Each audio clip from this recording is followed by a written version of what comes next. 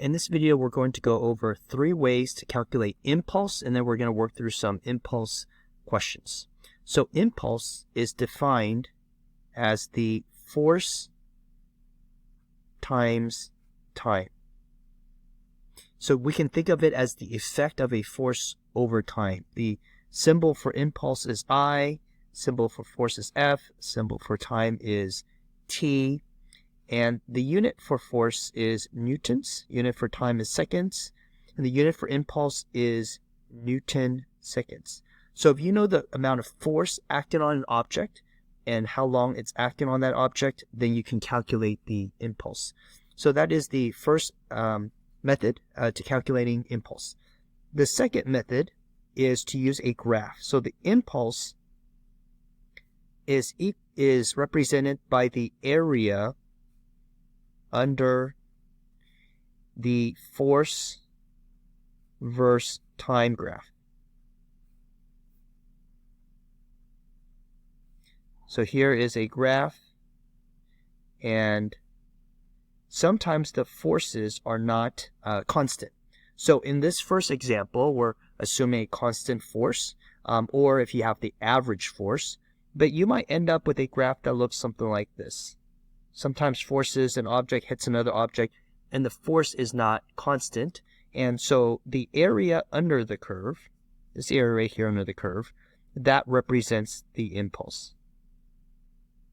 If this area is a triangle, we can use the area for triangle equation, but if it's kind of curved like this, it makes it a little bit more difficult.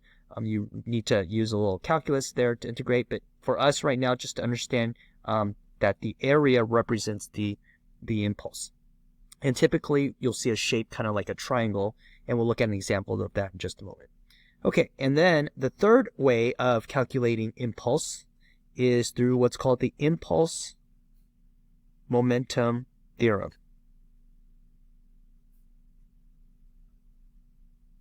Okay, so if you know the change in momentum, you can calculate the impulse, because impulse is equal to the change in momentum. Okay, so this ball right here, when I push on it, the force over time that I push on it causes the momentum of the ball to increase, and it causes a change in momentum. So that change in momentum is equal to the force times the time, and the way I like to write this equation is impulse is Ft, once again this is for constant force or average force, is equal to the change in momentum mv final. When we say the change in something, it's the final minus the initial, so mv final minus mv initial. We can also write this as Ft is equal to m. If the m is constant, it's not changing, typically it's not going to change, we can write it as delta v, because delta v is v final minus v initial. I prefer writing it this way, at least when you're learning the concept, and I think that's probably going to be the most useful to use starting out. Okay, so now let's take a look at some examples where we apply these methods. So let's say that we have a cart. It's moving to the right, 10 newtons. Move to the right, and there's a force acting on it of 10 newtons, and it's exerted on the cart for 4 seconds. 4 seconds. Okay, so what is the impulse?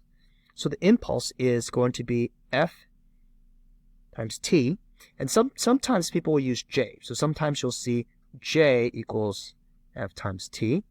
Same thing, impulse, but we're going to use I, is 10 newtons times 4 seconds.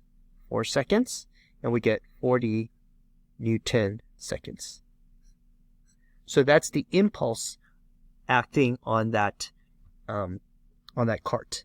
And impulse is a vector, and so just as force is a vector, has a direction, impulse also is a vector, always has a direction. I'm not going to write that all the time, but just to remind you that that is a vector.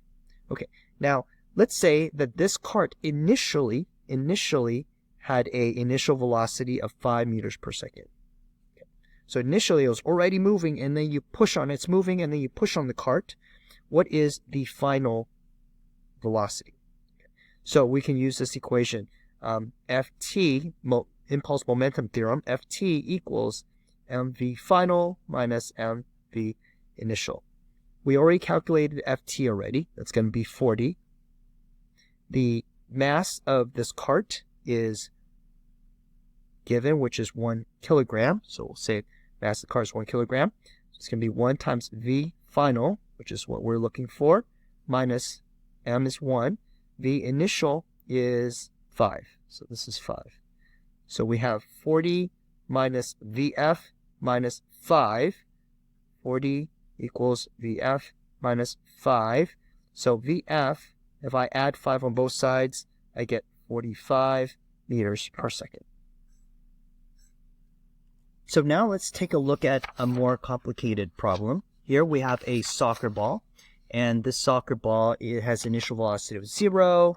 We're looking for the final velocity. There's a force of 50 newtons acting on the soccer ball. So here's the soccer ball, and there's a force of 50 newtons, and has a mass of 0.5 kilograms and a time of 0.2 seconds. So that's how long that force is pushing on that soccer ball. So what I'm going to do is I'm going to use this chart here to help me organize the data. So let me put that right there. Okay. So I'm going to use this chart to help me organize the data. You don't have to use a chart, but I think at least when you're starting out, I think this is going to be helpful. All right. So I'm going to fill this out. So you'll notice this chart, the way it works is these two multiplied gives you this. Mass times velocity gives you momentum.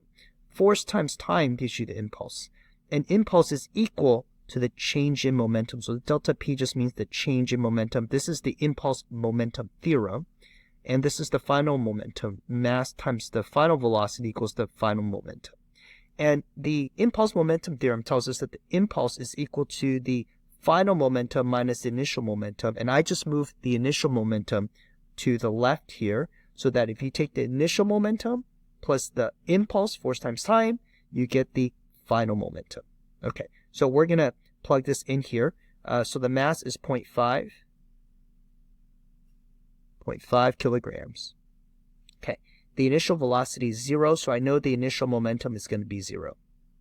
And then the final momentum, I'm looking for that. The force is 50 newtons, and then the time is 0.2 seconds.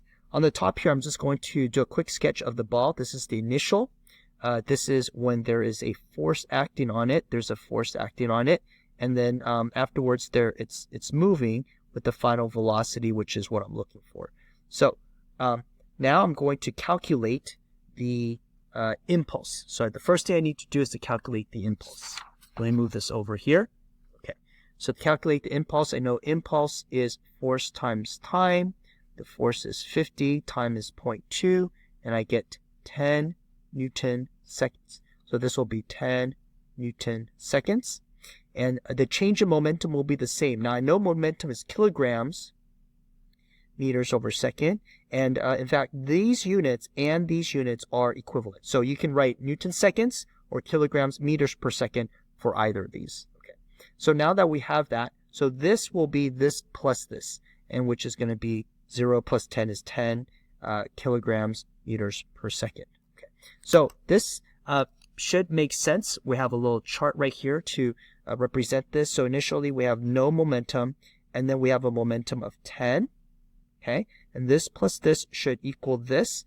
And these can be negative, but right now everything's in the positive direction. So 0 plus 10. Okay. So this is 0 and 10, 0 plus 10. And this should also be 10.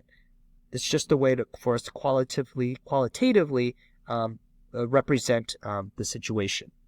Now let's take a look at a problem where we're asked to calculate the impulse from a graph. So remember that impulse is equal to the area under the force versus time graph. So that would be represented by this area right here. So what this graph is saying that is from 0 to 2, the force is increasing. From 2 to 4, the force is decreasing. And what is the impulse? So the impulse is the area under the curve. So that's going to be, this is a triangle. So we're going to do 1/2 base times height. So the 1/2 base is 4. and the height is 40. Half of 4 is 2. 2 times 40 is going to be 80. So this is going to be 80 Newton seconds.